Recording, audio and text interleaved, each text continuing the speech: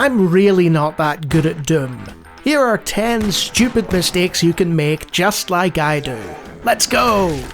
Number 1. Standing close to barrels during combat. While the masochists among you may claim that so long as barrels kill the enemy then it's okay, it's really not okay for Doom Guy's health to be stood next to a barrel when it explodes. The radius damage engulfs you, and his poor bloodied face will look at you in recrimination for your carelessness. Number 2.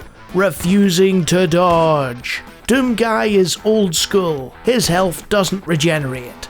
You can't crouch behind something and remain invincible until you magically recover. Likewise, unless you have a berserk upgrade or some serious armor, you can't continuously tank shots from the increasingly dangerous demons attacking you. Doom is a game of timing, almost like a dance at times, where you watch for telegraphed attacks from the monsters and sidestep them before unloading your own. Number 3. Wasting ammo. On easier levels, you can ignore pickups and have more than enough ammunition to deal with all the denizens of the map. As things get harder and you up the difficulty, every shot begins to matter. If you're not on target with your efforts, then eventually you'll be down to your fists, and unless you're clever with your movement, you've no chance. Number 4.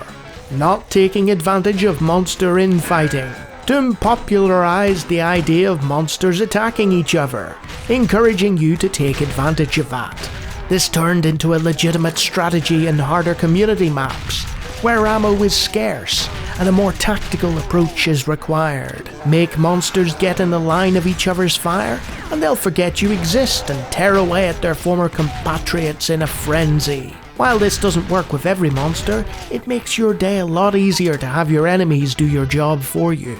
Number 5. Standing still. Doom Guy's movement would put an Olympic athlete to shame, as he races about the map in a frenzy when sprinting. This is because if he stands still, death will come very swiftly. Take advantage of circle strafing, dodging, and using the terrain to block hit-scanning enemies. Don't just stay still and invite death onto you. Fight back. Keep moving. Number 6. Failing to observe your surroundings. A large empty space with loads of ammo and barrels but no monsters?